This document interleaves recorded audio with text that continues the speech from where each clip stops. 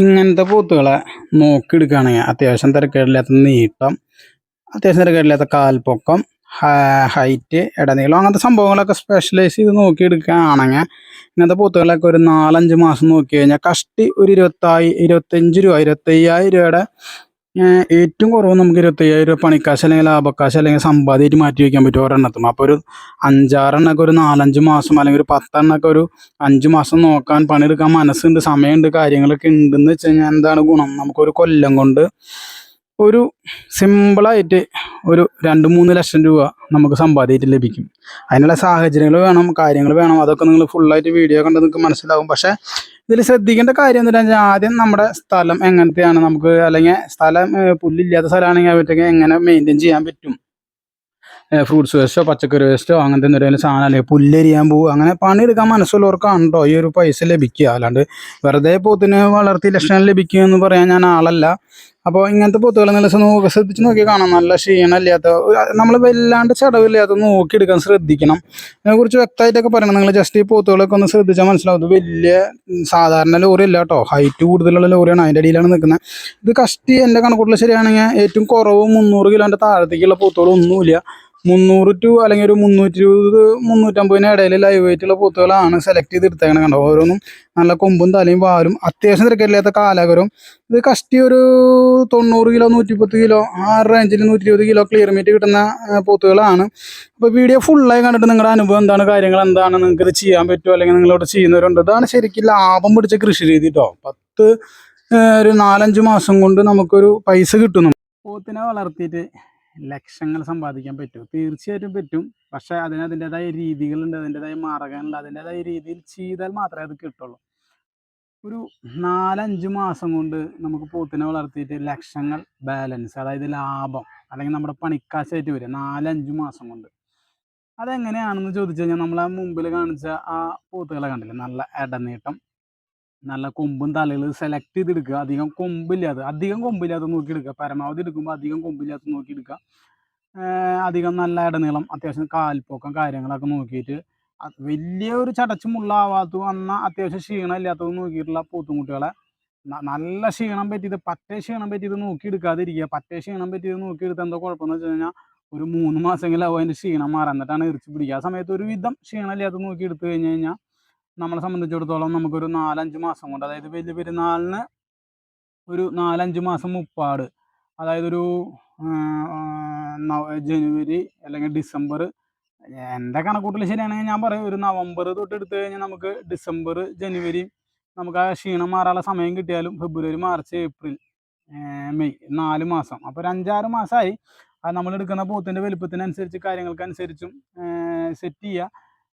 ഞാൻ കൂടുതലും പറയും ഒരു നവംബർ മാസമൊക്കെ കഴിഞ്ഞ് കഴിഞ്ഞാൽ, അല്ലെങ്കിൽ ഒരു നവംബർ മാസം സ്റ്റാർട്ടിങ് ഡിസംബർ കഴിഞ്ഞ് പോകാത്തക്ക രീതിയിൽ എടുത്തു കഴിഞ്ഞ് കഴിഞ്ഞാൽ നമുക്ക് നല്ലതാണെന്ന് വെച്ച് കഴിഞ്ഞാൽ വേനൽക്കാലം അതിക്രമിച്ച് വരുന്നത് കൊണ്ട് നമുക്ക് പണ്ടത്തെ മാതിരി ഒന്നുമല്ല. പണ്ടത്തെ കാലത്ത് എങ്ങനെ ചെയ്തിരുന്നതെന്ന് വെച്ച് കഴിഞ്ഞാൽ ഫെബ്രുവരി മാർച്ച് മാസങ്ങളിലാണ് എടുത്തിരുന്നത് ഇങ്ങനത്തെ പോത്തുകളെ. ഫെബ്രുവരി മാസങ്ങളിൽ മാർച്ച് മാസമൊക്കെ എടുത്തു കഴിഞ്ഞാൽ നമുക്ക് ഒരു മാസം മെയിൻറ്റെയിൻ ചെയ്താൽ മതി. മാർച്ച് കഴിഞ്ഞ് ഏപ്രിൽ കഴിയുന്നതോട് കൂടിയിട്ട് പുല്ലൊക്കെ വന്നു കഴിഞ്ഞ് കഴിഞ്ഞാൽ മെയ് ജൂൺ, അതായത് ജൂലൈയിലൊക്കെ പെരുന്നാൾ വരുമ്പോൾ ആ 2 മാസം വലിയ പോത്തുകൾ, ചടവില്ലാത്ത ഇങ്ങനത്തെ ഫ്രെയിം പോത്തുകൾ പെട്ടെന്ന് കയറി പോകുന്നിരുന്നു. പക്ഷേ ഇപ്പോഴത്തെ കണ്ടീഷൻ അതല്ല. ഇപ്പോൾ വേനൽക്കാലത്തിലാണ് പെരുന്നാൾ വരുന്നത്. അതുകൊണ്ടാണ് ഞാൻ പറഞ്ഞത് ഡിസംബറിലൊക്കെ കണ്ടെടുക്കുകയാണെങ്കിൽ നമുക്കൊരു മാസം, അല്ലെങ്കിൽ നവംബർ പകുതിയിലൊക്കെ എടുക്കുകയാണെങ്കിൽ നമുക്കൊരു മാസം കേടുമാറാനും ബാക്കി വളർന്ന് കിട്ടാനും, അതായത് നമ്മൾ വിചാരിച്ച മാതിരി ആ പുല്ല് കയറി വരുമ്പോഴത്തെ ആ വളർച്ചയുണ്ടല്ലോ, അതൊന്നും ഇനി പെട്ടെന്ന് അങ്ങനെ കിട്ടില്ല. അപ്പോൾ നമ്മുടെ കയ്യിൽ നിന്നുള്ള കാശലവും നമ്മൾ പണിയെടുക്കുന്ന അധ്വാനത്തിനനുസരിച്ചാണ് അവർ കയറി പോരുക. അപ്പോൾ ആ മുമ്പേ കാണിച്ച മാതിരി നല്ല ഇടനീളം, കാര്യങ്ങൾ, നല്ല കൊമ്പും തലയുള്ള പോത്തുകളൊക്കെ നോക്കി സെലക്ട് ചെയ്തെടുത്തിട്ട് ഒരു 3, 4, 5 ഇങ്ങനത്തെ പോത്തുകളെ എടുക്കുമ്പോൾ നമ്മളൊരു കാര്യം മനസ്സിലാക്കണം. ചെറിയ പോത്തുകളെ വളർത്തി പരിചയം, അതായത് പോത്തിൻ്റെ സ്വഭാവവും ഘടനയും രൂപവും ഭാവവും ഒക്കെ നമ്മൾ പഠിച്ചതിന് ശേഷം മാത്രം ഇങ്ങനത്തെ വലിയ പോത്തുകളെ എടുത്ത്, അതായത് ഞാൻ പറഞ്ഞു വീഡിയോയിൽ ഇത്ര പൈസ ലാഭം കിട്ടുമെന്ന് പറഞ്ഞു എന്നിട്ട് ആരും വലിയ പോത്തിന് ഓടിച്ചാടി പോയി എടുത്തു പറഞ്ഞു വെച്ച് കഴിഞ്ഞാൽ അവരുടെ സ്വഭാവവും കാര്യങ്ങളൊക്കെ നമ്മൾ ഏകദേശം ഒന്ന് പഠിച്ചിരിക്കണം. അതായത് 1 കൊല്ലം 2 കൊല്ലം അല്ലെങ്കിൽ 4-5 കൊല്ലം എക്സ്പീരിയൻസ് ഉള്ള ആളുകൾക്ക് ഈ പരിപാടി കുഴപ്പമുണ്ടാവില്ല. എന്ന് വെച്ചാൽ പോത്തിനെ മൂക്കയറിട്ട് എങ്ങനെ പിടിക്കണം, എങ്ങനെ കെട്ടണം, പോത്ത് ഓടുമ്പോൾ എന്തൊക്കെ ചെയ്യണം, അല്ലെങ്കിൽ പോത്ത് ഓടാതിരിക്കാൻ എന്തൊക്കെ ചെയ്യണം, ഇതിനെക്കുറിച്ചൊക്കെ വ്യക്തമായ ധാരണകളുണ്ടാവും. അല്ലെങ്കിൽ പോത്ത് ഇത് കുറ്റി അഴിച്ചു കഴിഞ്ഞാൽ ചിലപ്പോൾ ഇത് ഓടാൻ സാധ്യതയുണ്ട്. അങ്ങനത്തെ ചില കാര്യം, അതായത് പോത്തിൻ്റെ സ്വഭാവവും രൂപവും ഭാവവും ഘടനയൊക്കെ പഠിച്ചു കഴിഞ്ഞാൽ കുറേയൊക്കെ നമുക്ക് അതിൻ്റെ മനസ്സിലാവും. ഇപ്പോൾ നമ്മൾ ചില സമയത്ത് നമ്മുടെ അടുത്ത് പൂത്തുകളൊന്നും ഓടില്ല, പക്ഷെ നമുക്ക് ചില പൂത്തുകൾ ഇപ്പോൾ കെട്ടഴിച്ച് കഴിഞ്ഞാൽ മനസ്സിലാക്കാൻ സാധിക്കും. ചിലപ്പോൾ ആ പൂത്ത് മറ്റേ പൂത്തിൻ്റെ അടുത്തേക്ക് പോകാനാണ് വെപ്രാളപ്പെടുന്നത്. അപ്പോൾ അഴിച്ചു കഴിഞ്ഞാൽ ചിലപ്പോൾ അവൻ്റെ അടുത്തേക്ക് പോകാൻ സാധ്യതയുണ്ട്, കാര്യങ്ങളുണ്ട്. അതൊക്കെ നമുക്ക് അതിൻ്റെ എക്സ്പീരിയൻസ് കൊണ്ട് മനസ്സിലാവുന്നതാണ്. അല്ലെങ്കിൽ വെള്ളത്തിൽ നിന്ന് കയറ്റി കഴിഞ്ഞാൽ ചിലപ്പോൾ സ്പോട്ടിൽ മറ്റേ റോക്കറ്റ് വിട്ടമാതിരി ചില പൂത്തുകൾ ഓടും, ചില പൂത്തുകൾ കുറ്റി അഴിച്ച് അപ്പം ഓടും, അല്ലെങ്കിൽ ചില പൂത്തുകൾ മറ്റേ പൂത്തിൻ്റെ അടുത്തേക്ക് ഓടാൻ വെപ്രാളപ്പെടും. അങ്ങനെ ചില ചില സ്വഭാവങ്ങളുണ്ട്. അപ്പോൾ നമ്മളൊരു പരിചയമില്ലാത്ത ഒരു എന്താ പറയുക, ഒരു അറ്റാച്ച്മെൻ്റ് ഇല്ലാത്ത പൂത്തുകൾ ചിലപ്പോൾ നമുക്ക് പേടിയോ അല്ലെങ്കിൽ അവരെ പാട്ടിന് ചിലപ്പോൾ ഓടാൻ പോകും. അപ്പോൾ എടുക്കുമ്പോൾ പരമാവധി ഒരു 2 എണ്ണമെങ്കിലും ഏറ്റവും കുറവ് എടുക്കുക. അതായത് ഒരെണ്ണം ആയി കഴിഞ്ഞാൽ നമുക്ക് അവരെ 2 എണ്ണമൊക്കെ ആകുമ്പോൾ അവർ പരസ്പരം ഒരു ഫ്രണ്ട്ഷിപ്പിൻ്റെ പുറത്ത് അങ്ങോട്ടും ഇങ്ങോട്ടൊക്കെ ബേസ് ചെയ്ത് പൊക്കോളും. അപ്പോൾ എക്സ്പീരിയൻസ് ഉള്ളവർ മാത്രമേ ഈ കളിക്ക് നിൽക്കുക. ഞാൻ പറഞ്ഞു കേട്ട് ആരും അതിന് ചാടി കയറാൻ നിൽക്കണ്ട. പക്ഷേ നല്ല പരിപാടിയാണ്. അപ്പോൾ ഒരു 4-5 മാസം ടാർഗറ്റ് ചെയ്തു. 5 മാസം ടാർഗറ്റ് ചെയ്തിട്ട് നമ്മൾ ഒരു എണ്ണത്തിന് നമുക്ക് 2000 രൂപ അല്ലെങ്കിൽ ഒരു ദിവസം ഒരു ദിവസത്തേക്ക് 100 രൂപ വെച്ചിട്ട് ഒരു മാസത്തേക്ക് നിങ്ങൾ 3000 രൂപ ചിലവാക്കിക്കോ. അതായത് 5 മാസത്തേക്ക് നിങ്ങൾ 15000 രൂപ നിങ്ങൾ അതിന് ചിലവ് കാശ് പിടിച്ചോ. നമ്മൾ ആ കാണിച്ച പൂത്തുകളൊക്കെ നവംബർ മാസം ഒക്ടോബർ കഴിഞ്ഞോട് കൂടിയിട്ടൊക്കെ 30 രൂപ 28 രൂപ ഒരു 28-നും 32-നും ഇടയിൽ നമുക്ക് കിട്ടും. അത് വണ്ടിക്കാശ് അടക്കം ചിലപ്പോൾ വീട്ടിലെത്തി കിട്ടും. അതായത് നവംബർ മാസമൊക്കെ ആകുമ്പോഴേക്കൊക്കെ ആരും എടുക്കാൻ ഇല്ലാത്തൊരു കണ്ടീഷനാവും. പറ്റ വേനൽക്കാലത്തേക്ക് പോയി കഴിഞ്ഞാൽ നമുക്ക് വളർത്തിയെടുക്കാനും പാടാണ്. അതുമാത്രമല്ല ലേശം ചെറുപെരുന്നാളിന് തൊട്ട് മുമ്പാട് നമുക്ക് ഡിമാൻഡ് കൂടി തുടങ്ങും. വലിയ ഫ്രെയിം പൂത്തുകൾക്ക് ഡിമാൻഡ് ആളുകളൊക്കെ എടുക്കാൻ സാധ്യതകൾ വളരെ കൂടുതലാണ്. അപ്പോൾ ഒരു ഒക്ടോബർ കഴിഞ്ഞ് നവംബറൊക്കെ ഡിസംബറിന് തൊട്ട് മുമ്പാടൊക്കെ എടുക്കുന്നതായിരിക്കും നന്നാവാന്നാണ് എൻ്റെ ഒരു അഭിപ്രായം, എൻ്റെ ഒരു കാഴ്ചപ്പാട്. പലർക്കും പലതരത്തിലുണ്ട്, നമ്മളെക്കാളും കൂടുതൽ അറിവുള്ളവരുണ്ട്. അപ്പോൾ ഒരു മാസത്തേക്ക് നമ്മൾ 3000 രൂപ ചിലവ് വെച്ചിട്ട് 5 മാസത്തേക്ക് 15000 രൂപ ചിലവ്. ഒരു 30000 രൂപയുടെ പോത്തിന് നമുക്ക് 30000 പ്ലസ് തീറ്റ ചിലവാകുമ്പോൾ 45000 രൂപയായി. പിന്നെ നമുക്ക് കുറച്ച് പുല്ലൊക്കെ വേനൽക്കാലമാണ്, പുല്ലുള്ള ആളുകളുണ്ടെങ്കിൽ കുഴപ്പമില്ല. പുല്ലില്ലാത്തവരാണെങ്കിൽ നമ്മൾ ഈ 5 പോത്തിനെ മെയിൻറ്റെയിൻ ചെയ്യാനുള്ള സാധ്യതകളും കണ്ടുമുട്ടുന്നുണ്ടോ. അതായത് എൻ്റെ ഇപ്പോൾ ഈ 5 എണ്ണം 6 എണ്ണം ഉണ്ട്. ഇനിയിപ്പോൾ ഞാൻ ഒരു 5 എണ്ണം കൂടി എടുക്കുകയാണെങ്കിൽ അവരെ തീറ്റാനുള്ള മാർഗ്ഗങ്ങൾ കണ്ടതിന് ശേഷം മാത്രമേ ഞാനത് ചെയ്തിട്ടുള്ളൂ. നമുക്ക് നല്ല ധൈര്യമുണ്ട്, ദൈവം സഹായിച്ച് ആരോഗ്യവും ആയുസ്സും ഉണ്ടെന്ന് വെച്ചാൽ നമുക്ക് പുല്ലരിഞ്ഞിട്ട് കൊടുക്കുക അല്ലെങ്കിൽ പച്ചക്കറി വേസ്റ്റ് എടുത്തുകൊണ്ടിരിക്കുക. ഏറ്റവും കൂടുതൽ എനിക്ക് കുറച്ചും കൂടി സുഖം പണി കൂടുതലാണെങ്കിലും പുല്ലരിഞ്ഞിട്ട് കൊടുക്കലാണ്. മറ്റേതല്ലെങ്കിൽ അലച്ചിൽ കൂടുതൽ, ഇത് അലച്ചിലില്ല, അധ്വാനം കൂടുതലുള്ളൂ. അപ്പോൾ 5 എണ്ണത്തിനുള്ള പുല്ല് നമ്മൾ അരിഞ്ഞിട്ട് കൊടുക്കും, ബാക്കിയുള്ള 5 എണ്ണത്തിന് നമ്മൾ തീറ്റപ്പുല്ലുമ്പോൾ മെയിൻറ്റെയിൻ ചെയ്യും. അങ്ങനെയൊക്കെയാണ് നമ്മളത് അതിനെ കൊണ്ടുവരുമ്പോൾ പറയാൻ എങ്ങനെ മെയിൻറ്റെയിൻ ചെയ്യണമെന്നും കൂടി നമ്മൾ കണക്കാക്കിയിരിക്കണം കേട്ടോ. അതാ ഞാൻ പറഞ്ഞുതരാം. എക്സ്പീരിയൻസിൻ്റെ പുറത്ത് ഇതിന് ഇത്ര ചിലവല്ല, സോറി, ഇതിന് ഇത്ര പുല്ല് വേണ്ടി വരും, ഇതിന് ഇത്ര തീറ്റ വേണ്ടി വരും, ആ കാര്യങ്ങളെ കുറിച്ചൊക്കെ ഒരു ധാരണ, അത് എക്സ്പീരിയൻസിൻ്റെ പുറത്താണ് കൂടുതൽ ഇത് കളിക്കാൻ നിൽക്കുക. അപ്പോൾ നമ്മളൊരു 5 പോത്തിന് എടുത്തു, ഒരു 30000 32,000 റേഞ്ചിൽ 5 പോത്തിന് എടുത്തു. 15000 നിങ്ങൾ ഒരെണ്ണത്തുമ്പോൾ ചിലവ് കാശ് പിടിച്ചു. 15000 രൂപ, അതായത് 100 രൂപ വെച്ചിട്ട് 2 കിലോ പരുത്തിയും 1 കിലോ അല്ലെങ്കിൽ 1/2 കിലോ തവിടും. ഇത്രയൊന്നും കൊടുക്കില്ല കേട്ടോ. ഇതിന് നേരെ പകുതി തീറ്റ ചിലവ് കയറുള്ളൂ. ഞാൻ 100 രൂപ വെച്ചിട്ട് ഒരെണ്ണത്തുമ്പോൾ തീറ്റ ചിലവ് ഇടണം. 100 രൂപ വെച്ചിട്ട് എൻ്റെ കണക്കൂട്ടൽ ശരിയാണെങ്കിൽ 5 എണ്ണത്തിന് ഒരു 250 രൂപ 300 രൂപ വരുമല്ലോ. 200 രൂപ ഒരു ദിവസത്തെ തീറ്റ ചിലവ് ഞാൻ കൂടുതൽ ഇട്ടേക്കണം. കൂടുതൽ പിടിച്ചോ നിങ്ങൾ. അപ്പോൾ 30000 45000 രൂപ നമുക്ക് ഫുള്ള് പോത്തിൻ്റെ ചിലവ്, കയറും സാധനങ്ങളൊക്കെ അടക്കം നമുക്കൊരു 45000 ചിലവ് പ്രതീക്ഷിച്ചു. എങ്ങനെ പോയാലും ഒരു 65 രൂപ 70 രൂപയുടെ മേലേക്ക് ഏറ്റവും കുറവ്, 65 രൂപ 70 രൂപയുടെ മേലെ ഏറ്റവും കുറവ് നമുക്ക് കൊടുക്കാൻ പറ്റും. ഏറ്റവും കുറവുണ്ടോ ഞാൻ പറഞ്ഞേക്കണേ. ഇങ്ങനത്തെ പോത്തുകളൊക്കെ എടുത്തു കഴിഞ്ഞാൽ നമുക്ക് നോർമലി ഒരു 80000 രൂപയുടെ താഴേക്ക് കിട്ടാൻ സാധ്യതയുണ്ട്. പക്ഷേ ആ സമയത്ത് വരുന്ന കച്ചവടക്കാരെങ്ങനെയാണ്, അതാ ഞാൻ പറഞ്ഞത്, ദൈവം സഹായിച്ച് നമുക്ക് വരുന്ന ആളുകൾ എങ്ങനെയുള്ളവരനുസരിച്ചാണ് നമ്മുടെ പോത്തിന് വില. അപ്പോൾ എങ്ങനെ പോയാലും ആ വീഡിയോയിൽ കാണിച്ച പോത്തുകളൊക്കെ കഷ്ടി ഇപ്പോഴത്തെ കണ്ടീഷനിൽ ഒരു 80 കിലോ അല്ലെങ്കിൽ ഒരു 90 കിലോ തൊട്ട് 120-110 കിലോ വരെ ഇറച്ചി കിട്ടാൻ കണ്ടീഷനിലുള്ള പോത്തുകളാണ്. അങ്ങനത്തെ പോത്തുകളെ നമുക്ക് ഒരു 5-6 മാസം നോക്കി കഴിഞ്ഞാൽ ഏറ്റവും കുറവ് നമുക്കൊരു 200ൻ്റെ റേഞ്ചിൽ, ചിലത് 200നെ കടക്കും.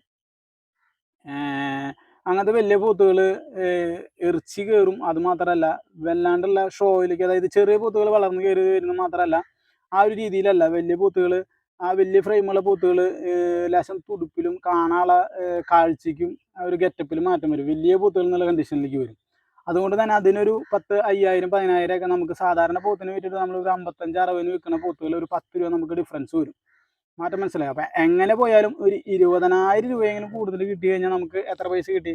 65,000. ഏറ്റവും കുറവുണ്ടെങ്കിൽ 65,000 രൂപ പറഞ്ഞേക്കണം. ഇപ്പം ഞാൻ പറഞ്ഞില്ലേ, അതുമ്മ എങ്ങനെ പോയാലും ഒരു 5 മാസം കൊണ്ട് നമുക്ക് കഷ്ടി കറക്റ്റ് വെച്ച് നോക്കുകയാണെങ്കിലും നമുക്കൊരു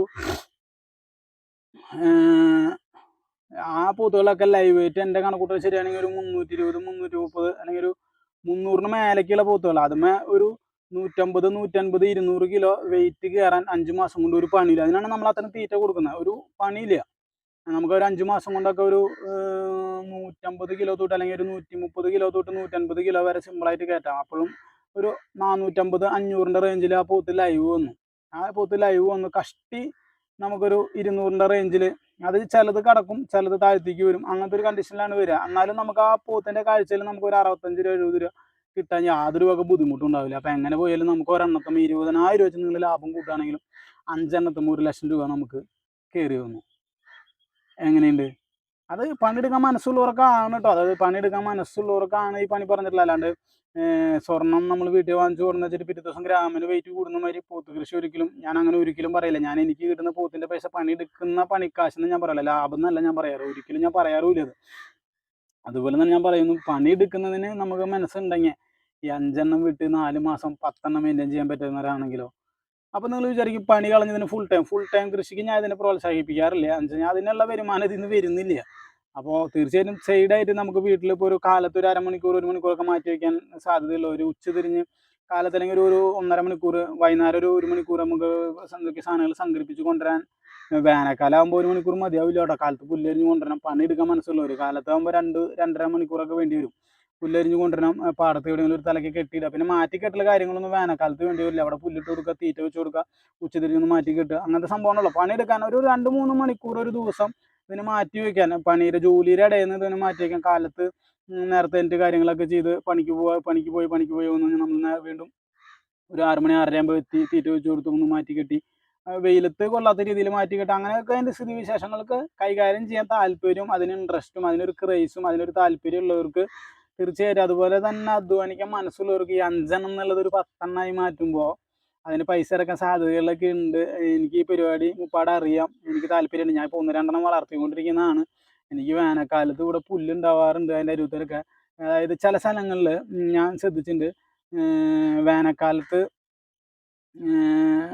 നല്ല മാതിരി എന്താ പറയുക പുല്ലുണ്ടാവും. അതായത് വർഷക്കാലങ്ങളിൽ അവിടെ വെള്ളം കയറി കിടക്കും, വേനൽക്കാലത്ത് അവിടെ പുല്ലുണ്ടാവും.